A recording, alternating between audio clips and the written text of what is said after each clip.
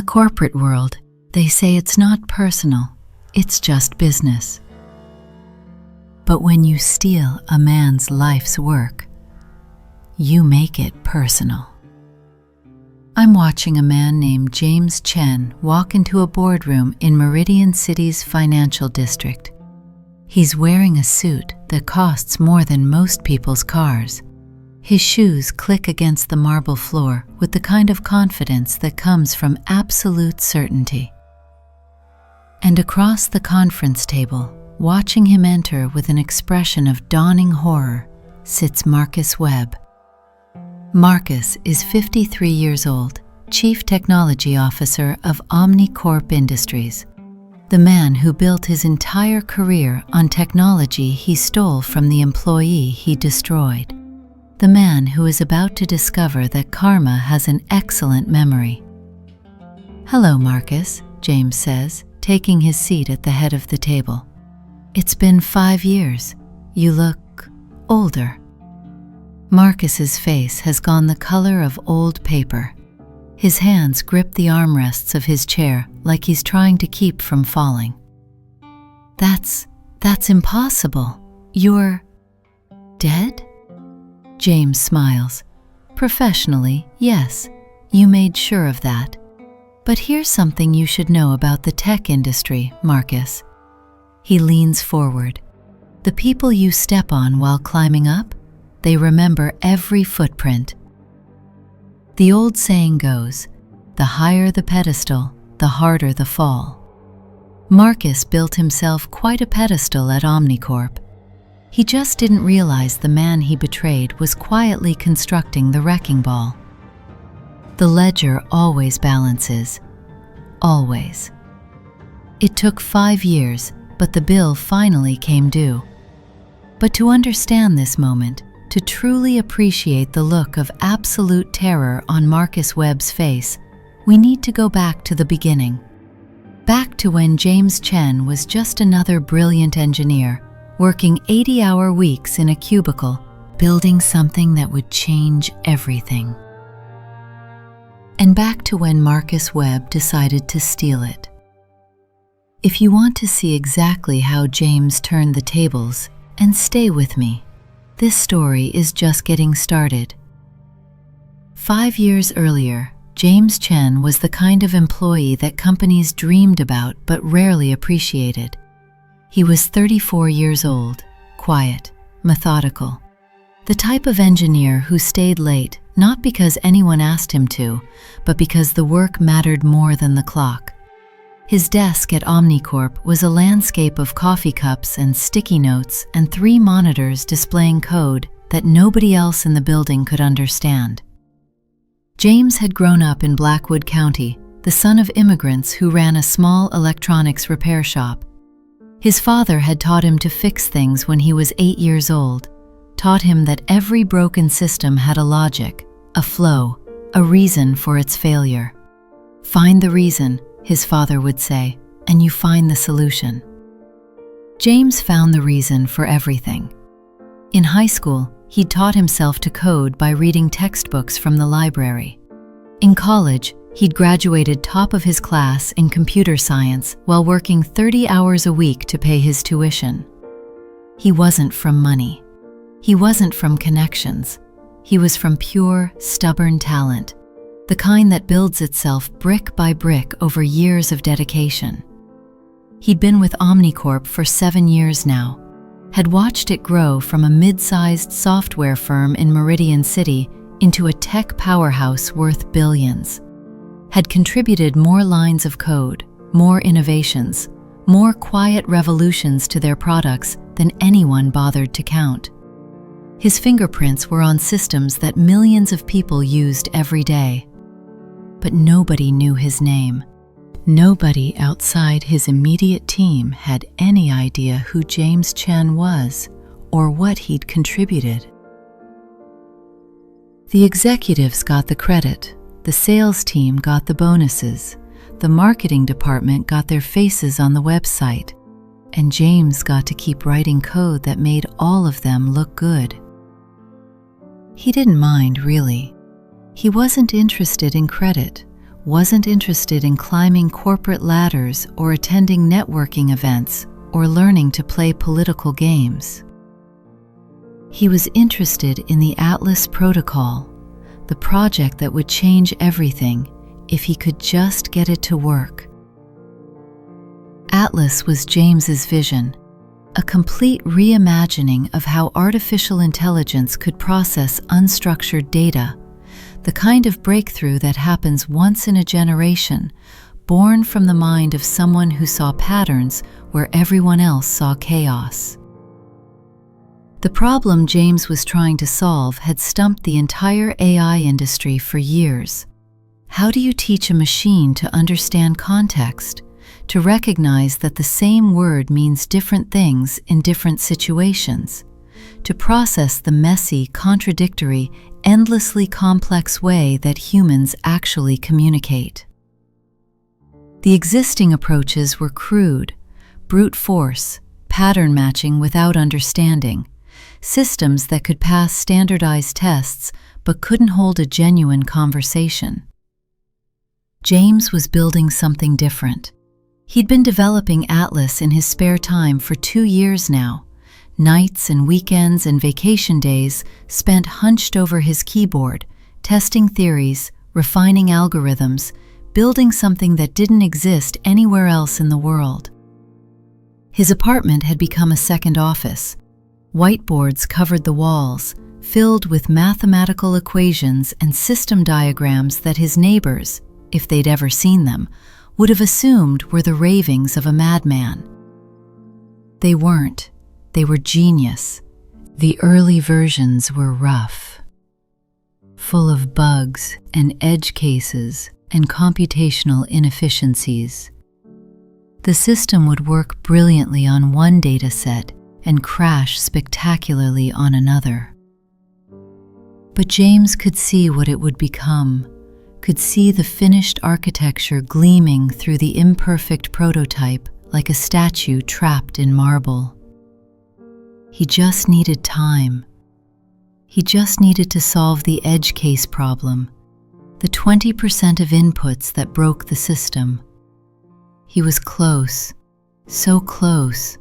Another 6 months, maybe a year, and Atlas would be ready.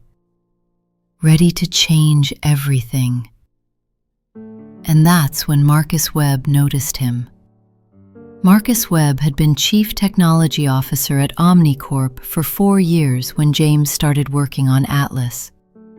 He was the kind of executive who'd risen through politics rather than talent, good at meetings, good at presentations, good at taking credit for other people's ideas and packaging them with enough corporate polish that nobody noticed the theft. He'd built his career on the backs of engineers like James, brilliant people who cared more about the work than the recognition. Marcus didn't understand code, couldn't have written a functioning program if his life depended on it, but he understood opportunity. And one evening, walking past James's cubicle at 9 o'clock at night, he saw something on those 3 monitors that made him stop. Something that looked like the future. "Working late again, James?" Marcus asked, leaning against the cubicle wall with studied casualness. James didn't look up. His fingers continued typing, his focus absolute. "Always." "What are you working on?" "Personal project, AI architecture. Nothing ready for review yet." Marcus smiled. That corporate smile that meant nothing and promised less. "Looks impressive. You should show it to me when it's ready." James nodded absently, already lost again in the code. He didn't notice that Marcus lingered for several minutes. Didn't notice the way Marcus's eyes tracked across the monitors, absorbing file names and folder structures. Didn't notice the phone Marcus used to take a quick photo of the screen before walking away. If he had, everything might have been different. The ledger was already recording. Every observation, every calculation, every small betrayal that was about to become a large one. Over the next 3 months, Marcus became increasingly interested in James's work. He stopped by the cubicle more often, asked questions, requested informal updates, expressed admiration that felt, to James's engineering mind, slightly excessive but ultimately harmless. James was flattered. After 7 years of being invisible, someone in leadership was finally paying attention. He didn't understand that attention could be a hunting behavior. "The board is looking for new initiatives," Marcus said one afternoon, sitting in James's cubicle with a coffee cup in hand. "Game-changing stuff, something that would put Omnicorp on the map in the AI space." James hesitated. "Atlas isn't ready for that. It's still in early development. The core algorithm works, but there are critical bugs in the edge case handling." "But it works?" "Mostly, about 80% of the time. The other 20% would be fixed eventually. With time, maybe another 6 months of development." Marcus nodded thoughtfully. "You should document everything you've done so far. Backup copies, version histories. The board loves seeing thorough documentation." It sounded like good advice, from a man who would know, a man who'd been in leadership for years. James didn't think to wonder why Marcus was suddenly so interested in documentation protocols. He was an engineer. He thought in systems and logic. He didn't think in betrayals. The theft happened on a Tuesday. James had been working late, as always, had finally cracked a particularly stubborn bug in Atlas's pattern recognition module, had saved his work, backed up the files, and gone home at midnight feeling satisfied. He didn't know that Marcus was still in the building, didn't know that Marcus had been watching, waiting, for exactly this moment. At 12:37 a.m., security cameras captured Marcus Webb entering James's cubicle. He sat at James's computer, logged in with administrator credentials that gave him access to any employee's files, and methodically copied the entire Atlas project, every line of code, every design document, every test result, onto a personal USB drive. The whole operation took 11 minutes. 11 minutes to steal 2 years of work. 11 minutes to destroy a man's career. 11 minutes that would cost Marcus Webb everything he had. But not yet. Not for 5 more years. Because Marcus didn't just steal the Atlas protocol that night. He stole the version. The one with bugs that James hadn't fixed yet. The one that worked 80% of the time and failed catastrophically the other 20. Marcus didn't know the difference. He wasn't an engineer. He couldn't read the code well enough to understand what he was looking at. He just saw opportunity, and he grabbed it. If that act of theft made your blood boil, hit the like button, and stay with me, because what happens next is just the beginning. 3 weeks after Marcus stole the Atlas protocol, James Chen was called into Human Resources. The email arrived at 9:47 a.m. on a Wednesday. Brief, professional, the kind of email that meant nothing, or everything. "James, please come to Conference Room B at 10 a.m. HR would like to discuss a matter with you." He didn't think anything of it at first. HR meetings happened all the time. Policy updates, benefits reviews, paperwork that needed signatures, the mundane machinery of corporate life. He saved his work, grabbed a notebook, walked down the hallway with the easy stride of a man who had nothing to fear. But when he walked into the conference room and saw Marcus Webb sitting next to the HR director, something cold settled in his stomach. Beside them sat a security guard. The security guard wasn't looking at James. He was looking at his hands. The posture of a man who knew something unpleasant was about to happen and wished he were somewhere else. "James, please have a seat," the HR director said. Her name was Sandra Chen, no relation, but they'd joked about it once at a company event. She'd been friendly then, warm. Now her face was carefully blank, professional in a way that felt like armor. James sat, looked at Marcus, tried to read the situation. Marcus wasn't looking at him, was studying something on the table in front of him, a folder, papers. The silence stretched. "James, it's come to our attention that you've been conducting unauthorized personal projects on company equipment," Sandra began. Her voice was flat, rehearsed. "Using company resources, company time, to develop technology that you've been keeping secret from your supervisors." James blinked. The words didn't make sense. They were English words arranged in English sentences, but they added up to something incomprehensible. His mind raced, trying to catch up. "That's not accurate. I've been working on Atlas in my personal time, after hours, on my own." "The Atlas protocol," Marcus interrupted smoothly, finally looking up from his papers, "is a project I initiated 6 months ago." His voice was calm, confident, the voice of a man stating obvious facts. "I've been overseeing James's work on it from the beginning. What I didn't realize until recently was that James was planning to take his work and sell it to a competitor." James stared at him. For a long moment, he couldn't even process what he was hearing. "What?" "We found emails," Sandra said, sliding a folder across the table. "Communications with Vertex Technologies discussing the sale of proprietary Omnicorp research." She opened the folder.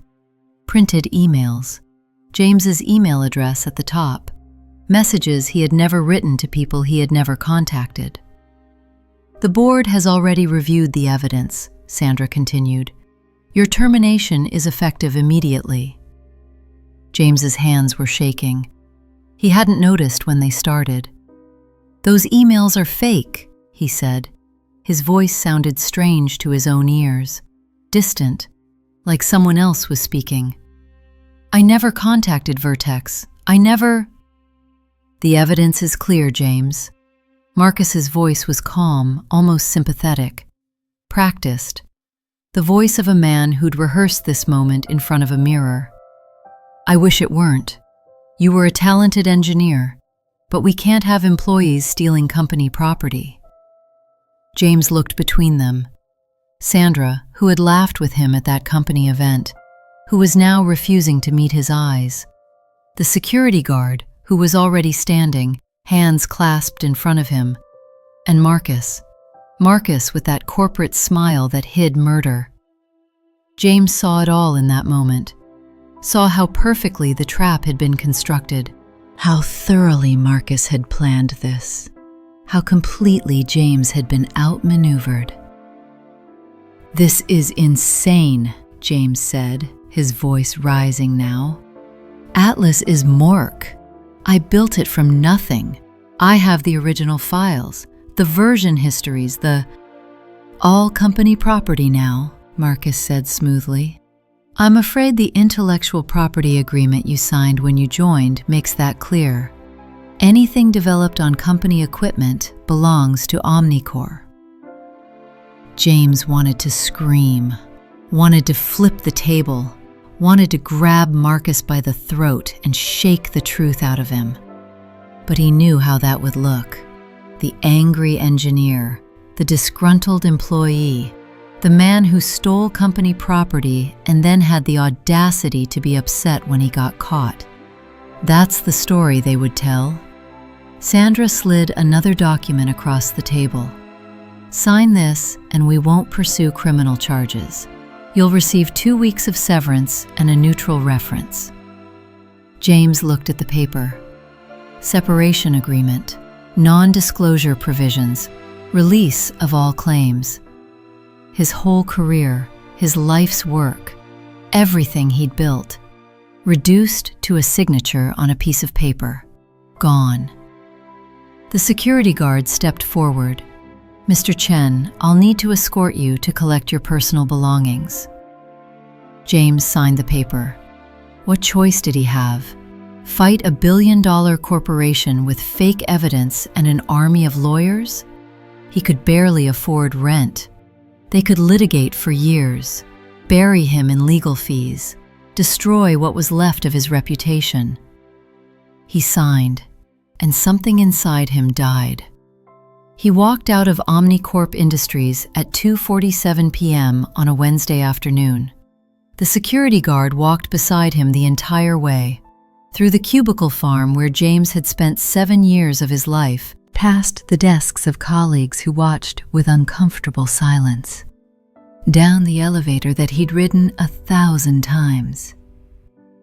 Nobody said goodbye. Nobody asked what happened. They just watched. The security guard stood beside him until he'd reached the sidewalk, made sure he didn't speak to anyone, made sure the other employees saw him leaving, saw the disgrace of a man being marched out like a criminal. James stood on the sidewalk in Meridian City's financial district, cardboard box in his arms, and watched the glass doors close behind him. 7 years, erased. His contribution to the company, forgotten. His reputation, destroyed. His future, uncertain. And somewhere in that building, on the 20th floor where the executives had their offices, Marcus Webb was probably already presenting the Atlas protocol to the board, taking credit for work he couldn't even understand. The ledger recorded every moment, every humiliation, every stolen dream, and it began calculating the debt. The months after the firing were the darkest of James Chen's life. He applied for jobs, 53 applications in the first 2 months. Senior developer positions, architecture roles, even junior positions at startups that should have been desperate for someone with his skills. Every single one was rejected. He didn't understand at first. His resume was strong, his skills were exceptional. He should have been fielding multiple offers. Then he started making phone calls, and he discovered that Marcus Webb had done more than steal his work. He'd made sure James Chen would never work in tech again. "I'm sorry," said the hiring manager at Vertex Technologies, the same company James had allegedly been selling secrets to. "Your reference from Omnicorp was concerning. Something about theft of intellectual property?" "That's not true," James said, his voice hollow. "I was framed. The evidence was fabricated." "I'm sure," the hiring manager said, in the tone of someone who wasn't sure at all. "But we can't take the risk. I'm sorry." The same conversation happened again and again. Blackballed, blacklisted, marked as a thief in an industry where reputation was everything. Marcus hadn't just stolen his work, he'd poisoned the well. James moved out of his apartment, couldn't afford the rent anymore, not without a job, not with the savings draining away faster than he'd ever imagined. He found a smaller place in Blackwood County, 40 minutes outside Meridian City. A one-bedroom in a building that had seen better days. Water stains on the ceiling, carpet that hadn't been replaced since the 90s. A view of a parking lot and a strip mall that included a pawn shop and a liquor store. A long way from the tech world he'd known. He stopped shaving, stopped caring about meals. Some days he ate cereal at midnight, other days he forgot to eat at all. He watched his savings dwindle month by month while the job rejections piled up like bills he couldn't pay. The depression came in waves. Some days were manageable. He'd wake up, make coffee, convince himself that something would turn around. Other days, he couldn't get out of bed, couldn't face another rejection email, Couldn't stop replaying that moment in the HR conference room. Sandra's blank face, the security guard's hand on his arm, Marcus's smile. The helplessness ate at him. But worse than the depression was the injustice, the knowledge that somewhere in Meridian City, Marcus Webb was walking into boardrooms wearing stolen genius, collecting accolades for work he couldn't understand, building a reputation on the foundation of James's destruction. Some nights, James thought about giving up entirely, letting go, finding some other life in some other industry where none of this mattered. But on other nights, the nights when the anger burned brighter than the despair, he thought about Marcus Webb, thought about that smug corporate smile, thought about the bugs in Atlas that Marcus had stolen along with everything else. The 20% failure rate, the edge cases that crashed the system, the fundamental flaws that James had been so close to fixing. Marcus had stolen those too. And James would open his laptop on those angry nights, would stare at the screen, would feel something shifting in his chest, not quite hope, but something close, something harder, and he would start to code. Because Marcus had stolen the Atlas protocol, but he'd stolen the version. And buried somewhere in James Chen's brilliant mind, somewhere deeper than the depression, stronger than the despair, was the real solution. The complete architecture, the version that worked 100% of the time, the version that no one could steal because it had never been written down. It existed only in James's understanding, in the intuition he'd developed over 2 years of work, in the flashes of insight that came at 3 a.m.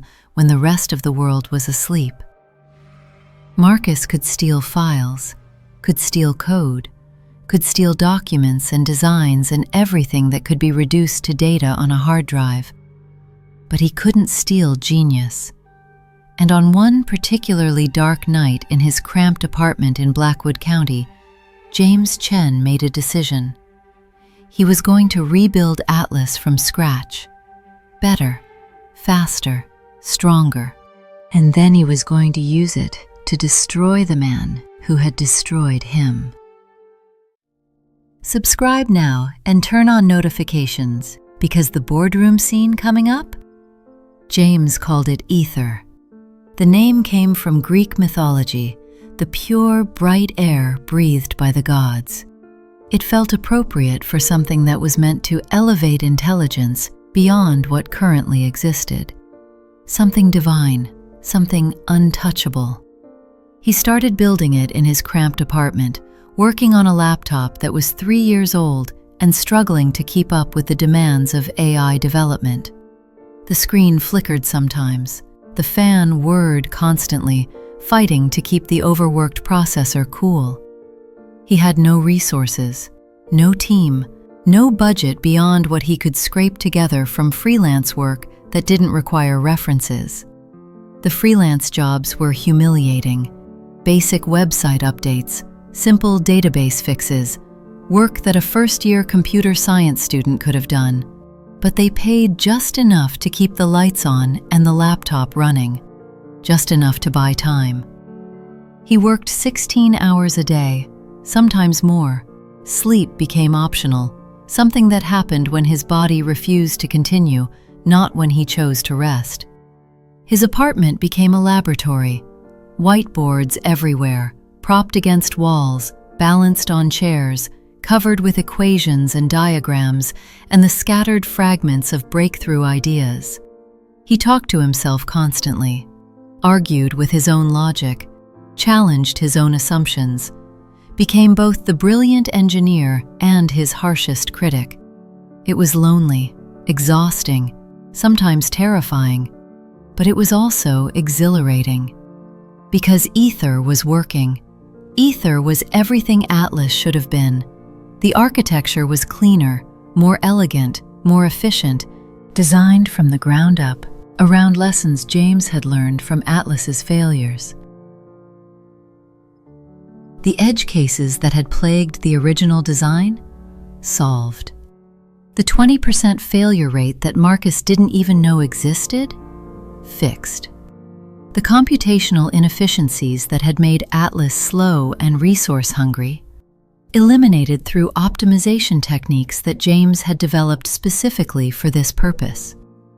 It was better in every measurable way. Not because James was smarter now than he'd been 5 years ago, although experience had certainly helped, but because Aether was built on a foundation of failure.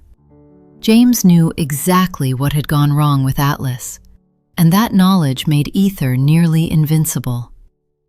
He worked for 18 months, alone, in the dark, while Marcus Webb built his career on stolen, broken code.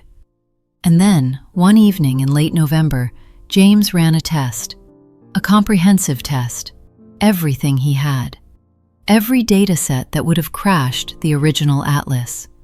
He fed Aether the inputs that would have triggered the 20% failure rate, watched the logs scroll past. 100% accuracy, 0 errors. He ran it again, different data, different parameters, different stress conditions. Perfect. Every time. James sat back in his chair, stared at the screen. The glow of the monitors lit his face in the darkness of his apartment. And for the first time in 18 months, for the first time since that moment in the HR conference room when his world had collapsed, he smiled. A real smile, not bitter, not angry, triumphant. Because he had done it. He had built something extraordinary from the ashes of his destruction. And now the ledger was going to collect its debt. The ledger had been patient, recording, waiting, keeping perfect track of every stolen moment, every fabricated accusation, every career destroyed by corporate greed. Now it had a weapon, a very expensive, very patient, very deadly weapon. What happened next was a lesson in strategic patience. Most people in James's position would have rushed to market, would have announced their breakthrough immediately, would have contacted venture capitalists, scheduled pitch meetings, done everything possible to capitalize on the moment while the anger was still fresh and the motivation still burning. James did none of that. He understood something that most people don't. Revenge isn't about speed. It's about precision. It's about waiting until your enemy is perfectly positioned to fall, and then pushing at exactly the right moment. James didn't rush to market, didn't announce his breakthrough, didn't try to make headlines. He prepared. He incorporated a company, quietly, under a name that wouldn't attract attention, Aether Technologies LLC, registered in a small state with minimal disclosure requirements. He filed patents in jurisdictions around the world, patents that protected the real innovations, the solutions to the edge cases, the optimization techniques, the architectural breakthroughs that made Aether superior to anything on the market. Patents that Marcus and Omnicorp couldn't challenge because they protected things Marcus had never stolen. Things that existed only in James's mind. He found a lawyer, a ruthless one named Catherine Wu, who specialized in intellectual property disputes. She was expensive. Her retainer alone would have been impossible to afford 2 years earlier, but James had been saving every penny from his freelance work. Catherine reviewed the Atlas protocol that Omnicorp was now building products around, compared it to the original work James had documented before his firing, confirmed what James had suspected from the beginning. "They're using your work," she said, flipping through documents in her sleek Meridian City office. "But they're using it wrong. The core algorithm has fundamental flaws that they clearly don't understand. I know. Every product built on this foundation is going to fail eventually. Maybe not tomorrow, maybe not next year, but the edge cases you mentioned, they'll show up in production. They always do. How eventually? Hard to say. Could be 2 years, could be 5, but when it fails, it's going to fail publicly and expensively. James nodded. Then we wait. Catherine studied him across her desk. You're playing a long game. The longest. Most people don't have the patience for that. I'm not most people, James smiled thinly, and I've got nothing left to lose. And they waited for 3 more years. During those years, James built Aether Industries in deliberate obscurity. He moved out of his Blackwood County apartment, rented a small office space in an industrial park, the kind of building that housed plumbing supply companies and accounting firms. No-name neighbors who never asked questions. Perfect for a company that didn't want to be noticed. He hired his first employee in the 2nd month, a woman named Rachel Park who had been laid off from a startup that ran out of funding. She was brilliant, possibly as brilliant as James himself, and she was hungry. She didn't ask too many questions about where the technology came from. By the end of the first year, Aether had 5 engineers, all brilliant, all chosen for their discretion.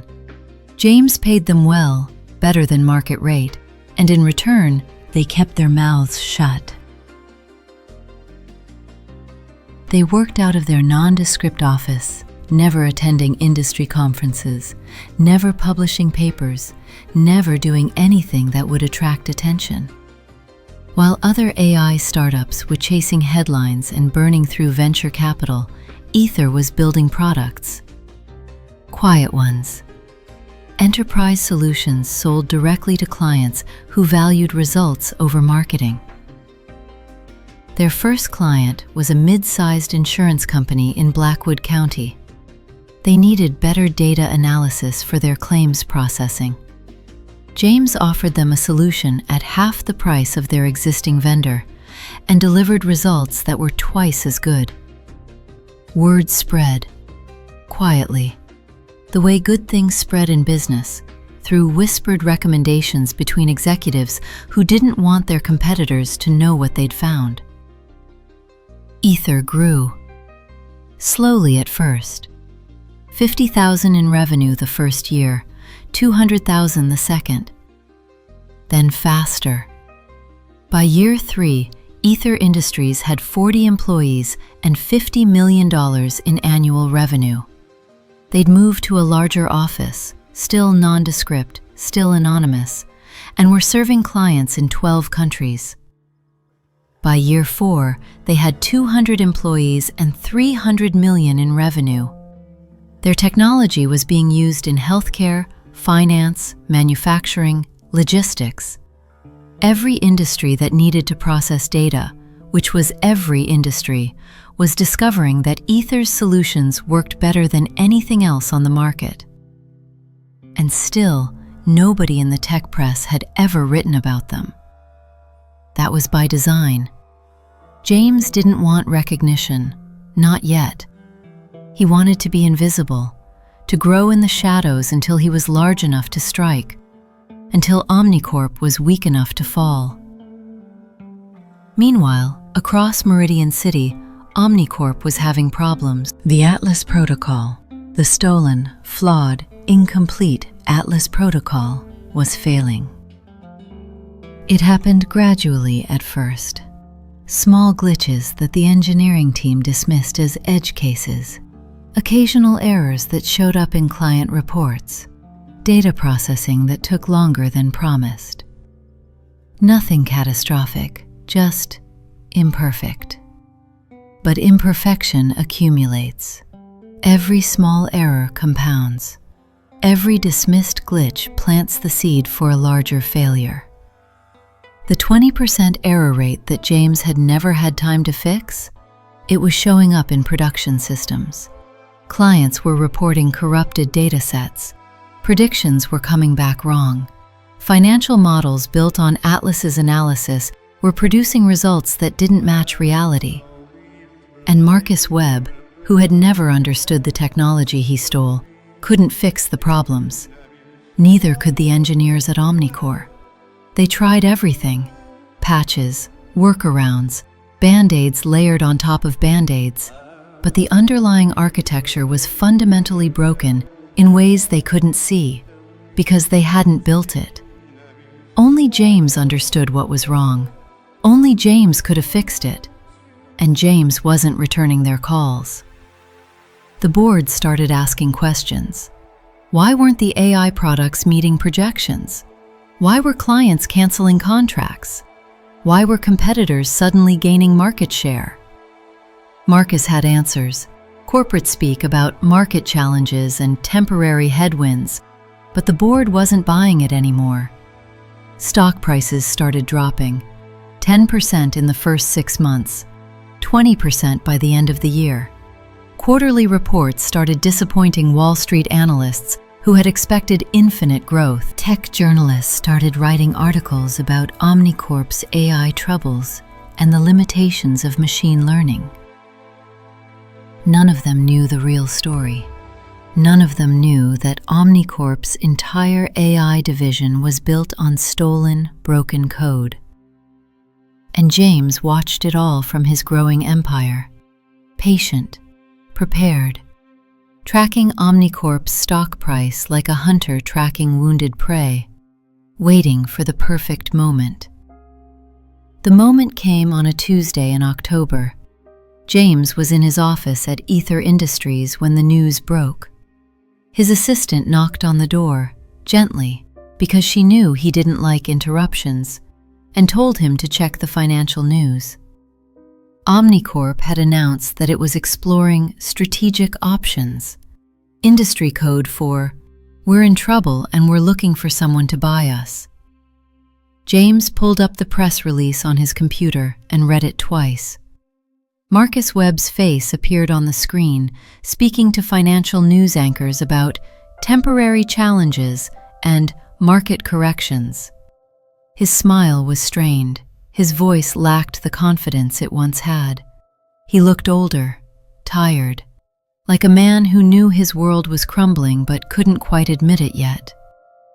The stock dropped 15% in a single day, then another 8% the next day when analysts downgraded their ratings. James watched the price fall from his office, watched 5 years of patience finally yielding fruit. He picked up his phone, called Catherine Wu. "It's time." "I thought you'd say that." Catherine's voice was calm, professional. "I've been watching. What's your offer?" "As low as legally defensible," James said. "Just above what the board could justify rejecting." "They'll be insulted. They'll be desperate." "True." Catherine drew up the papers. Aether Industries made an offer to acquire Omnicorp the following week. A lowball offer, barely above the collapsed stock price, insulting by normal standards. The kind of offer that acquisitions lawyers usually draft when they want to establish a starting point for negotiations. But this wasn't a negotiation. This was an execution. Omnicorp was desperate. Their technology was failing. Their clients were leaving. Their stock was in free fall. And Aether Industries was offering cash. Clean, quick, all-cash acquisition.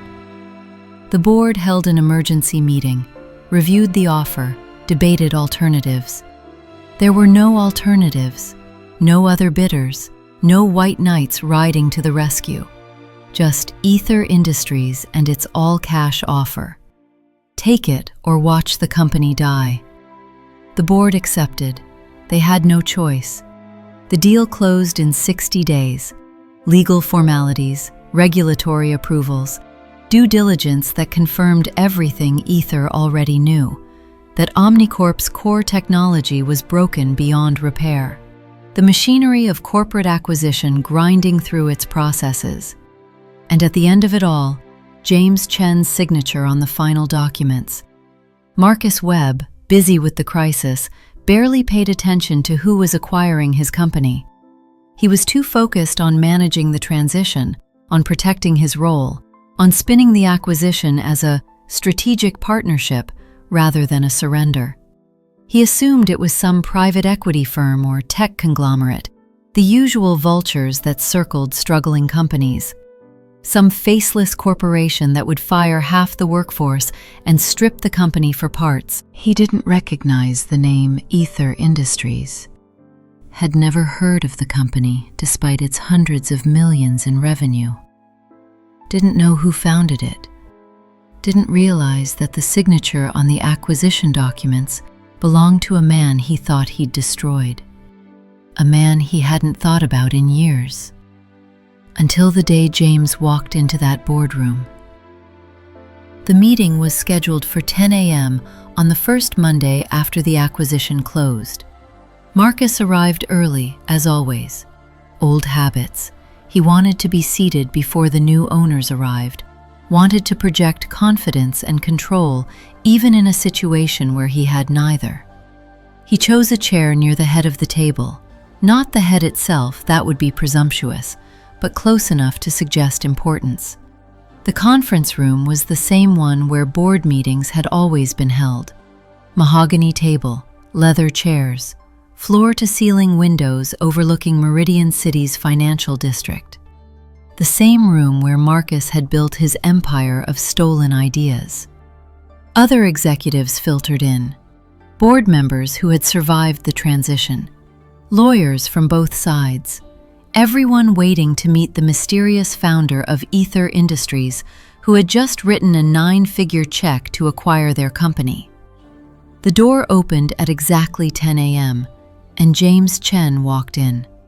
He was wearing a suit that Marcus had seen before. Not the same suit, but the same style, clean, professional, the kind of thing a successful engineer might wear. For a moment, Marcus didn't recognize him. 5 years changes a person. James was leaner now, more confident. The nervous energy of the workaholic cubicle dweller had been replaced by the calm assurance of a man who'd built something extraordinary. Then James smiled, and Marcus's world collapsed. "Hello, Marcus. It's been 5 years. You look older." The conference room was silent.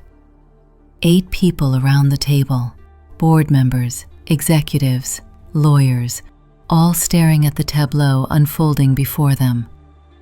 None of them understood what was happening.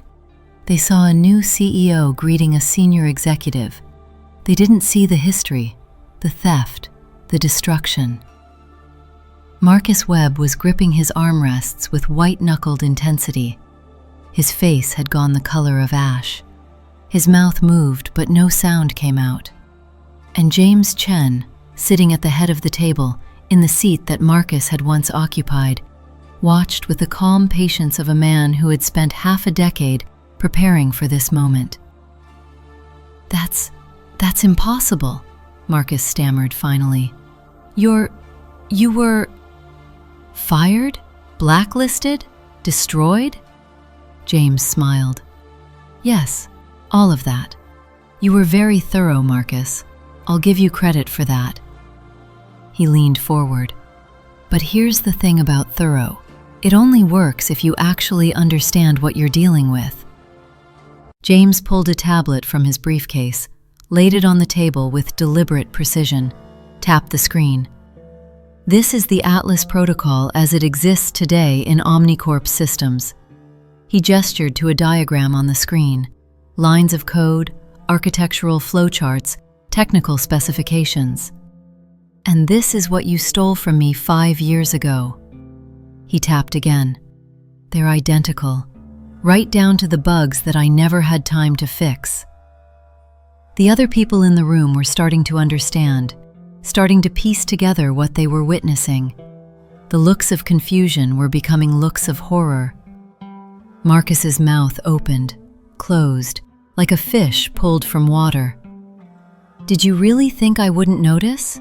James continued, his voice still calm, still measured, almost conversational. "That I wouldn't recognize my own work when your company started marketing revolutionary AI solutions that used my exact architecture?" He stood up, walked around the table. Every eye in the room followed him. "The 20% failure rate, Marcus." His voice was gentle now, almost sympathetic. "The edge case bugs, the pattern recognition errors that have been plaguing your products for the last 2 years." He stopped beside Marcus's chair, looked down at the man who had stolen everything from him. "I left those bugs in intentionally." Marcus's face contorted. "What?" "Well, not intentionally." James smiled, a thin, precise smile. "I left them in because I hadn't fixed them yet. But when you stole my work, you stole the unfinished version, the broken version." He placed his hand on Marcus's shoulder, the touch of a predator claiming its prey.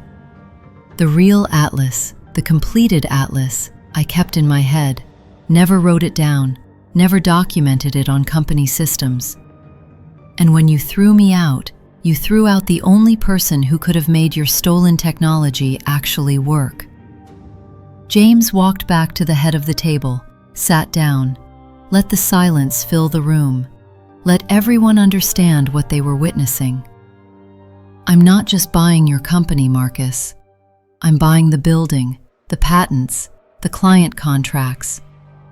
He paused, let the words hang in the air. "And I'm buying you." If that "I own you" moment was as satisfying for you as it was for me, drop the word karma in the comments right now. The aftermath was swift and surgical. Marcus Webb was not fired. That would have been too kind, too clean.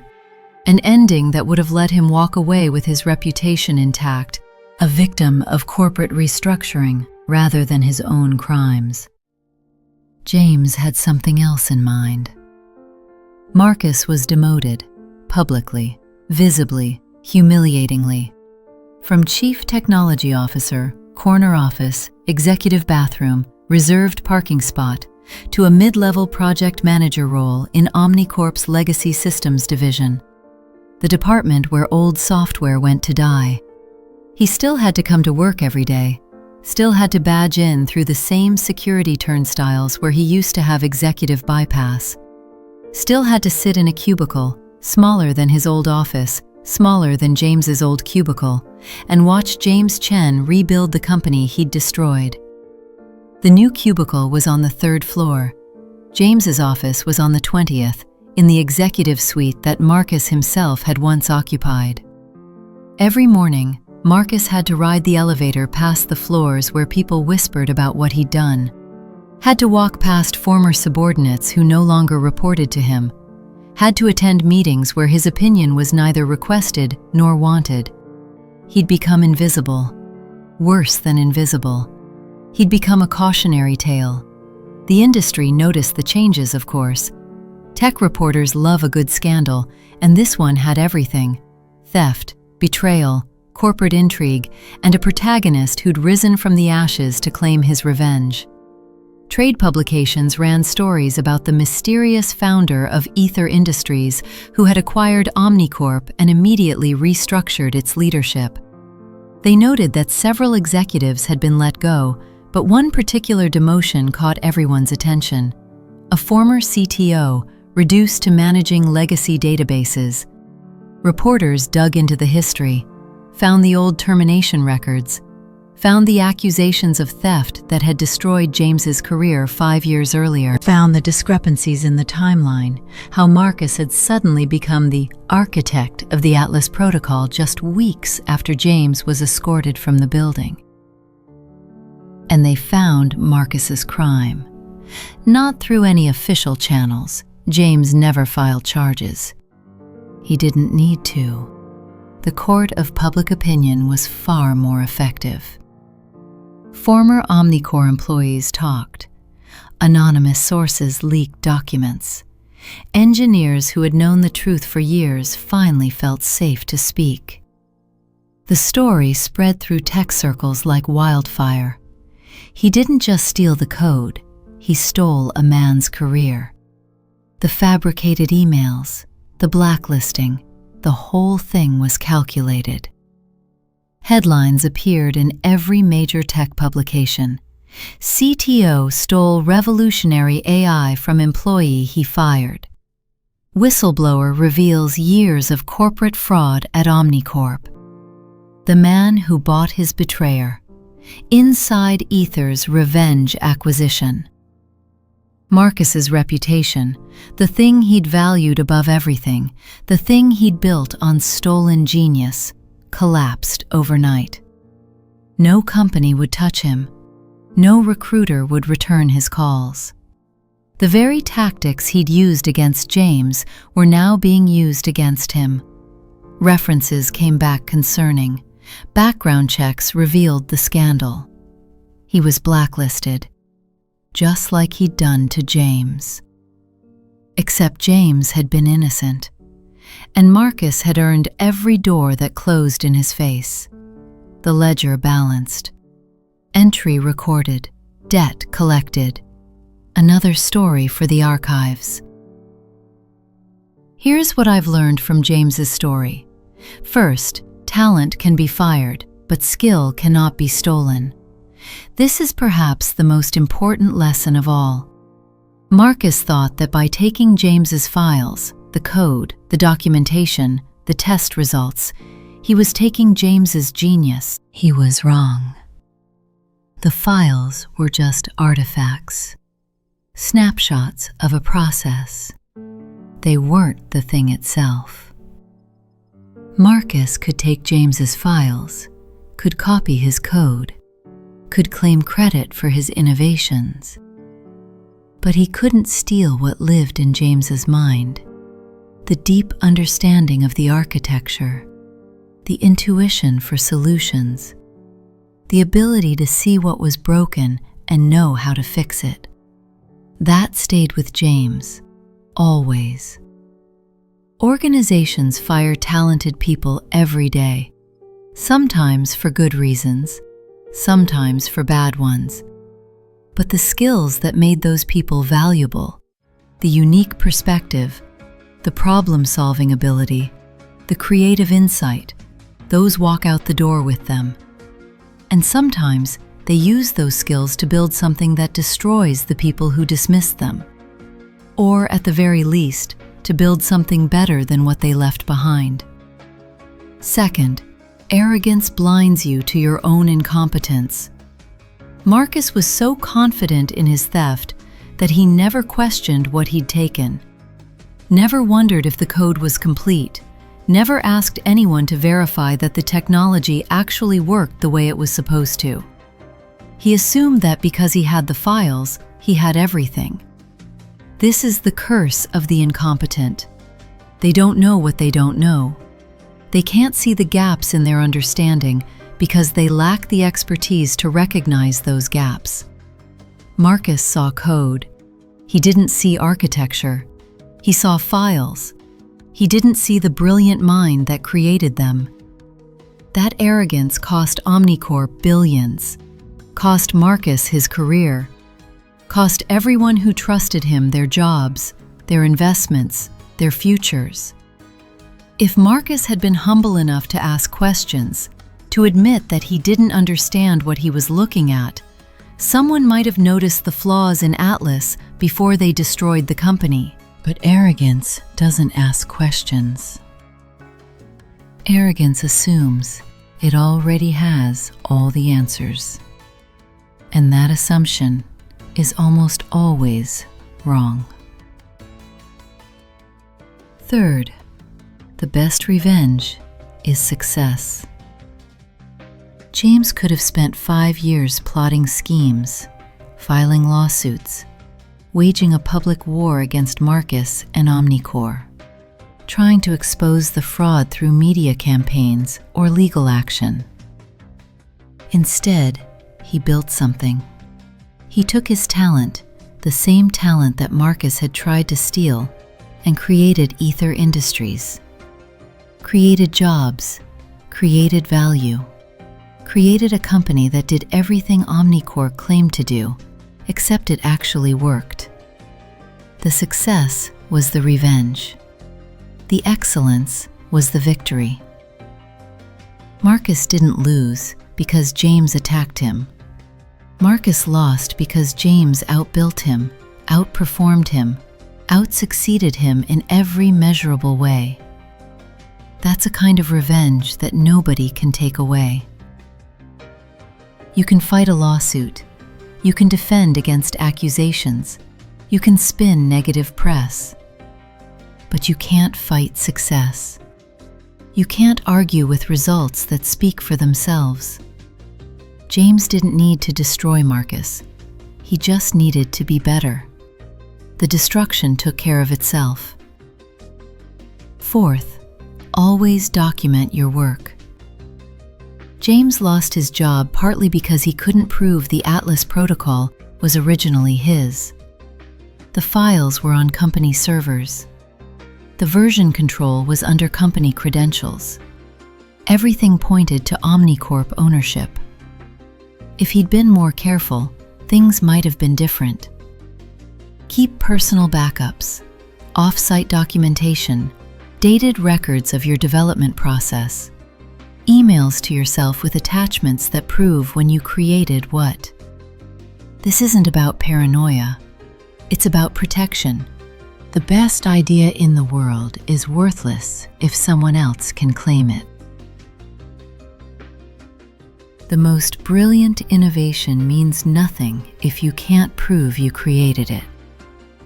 Document everything. And keep copies somewhere that nobody else controls. You never know when you'll need to prove what's yours. Fifth, karma never misses a deadline. 5 years is a long time. Long enough that Marcus probably thought he'd gotten away with it. Long enough that the theft had faded from memory, buried under the weight of his subsequent success. But karma was still counting. The 20% failure rate was always there. The fundamental flaws in the stolen code were always ticking, waiting to explode. Marcus thought time was on his side. He was wrong. Time was just giving karma room to work, room to let the flaws accumulate, room to let James build something bigger. The ledger doesn't forget. It doesn't forgive. It just waits. And eventually, maybe not today, maybe not tomorrow, but eventually, the bill comes due. Always. When you steal something you don't understand, you inherit problems you can't solve, and those problems will eventually destroy you. Third, the best revenge is success. James could have spent 5 years plotting schemes, filing lawsuits, waging a public war against Marcus and Omnicorp. Instead, he built something. He took his talent, the same talent that Marcus had tried to steal, and created Aether Industries, created jobs, created value, created a company that did everything Omnicorp claimed to do, except it actually worked. The success was the revenge. The excellence was the victory. Marcus didn't lose because James attacked him. Marcus lost because James outbuilt him. That's a kind of revenge that nobody can take away. Fourth, always document your work. James lost his job partly because he couldn't prove the Atlas protocol was originally his. The files were on company servers. The version control was under company credentials. Everything pointed to Omnicorp ownership. If he'd kept personal backups, off-site documentation, dated records of his development process, things might have been different. When you create something valuable, protect it. Multiple backups, personal copies, timestamps that prove authorship. The best idea in the world is worthless if someone else can claim it. Fifth, karma never misses a deadline. 5 years is a long time. Long enough that Marcus probably thought he'd gotten away with it. Long enough that the theft had faded from memory, buried under the weight of his subsequent success. But karma was still counting. The 20% failure rate was always there. The fundamental flaws in the stolen code were always ticking, waiting to explode. Marcus thought time was on his side. He was wrong. Time was just giving karma room to work. So here's my question for you today. Have you ever had a coworker steal credit for your work? How did you handle it? Did you fight back immediately? Did you wait? Did you build something better and prove your worth without their help? I'd love to hear your stories. Drop your answer in the comments below. And if this story resonated with you, if you felt something when James took his seat at the head of that table, then maybe you want to hear more. We've got plenty more entries in the ledger to explore. Stories of stolen credit returned. Stories of corporate karma. Stories of brilliant people who refused to stay down and built empires from the ashes of their betrayal. Hit that subscribe button. Turn on the notification bell. And I'll see you in the next one. Remember, the ledger always balances. Every stolen idea, every fabricated accusation, every career destroyed through lies, it's all recorded, all waiting. And eventually, maybe not today, maybe not tomorrow, but eventually, the bill comes due. Always. Another entry in the ledger. Another debt collected. Until next time, watch your ledger. Watch what you take. Watch what you claim. Watch the ledger entries you're creating. Because karma never forgets. And neither do the people you wrong. This has been Karma's Echo. Take care of yourselves and take care of each other. Good night.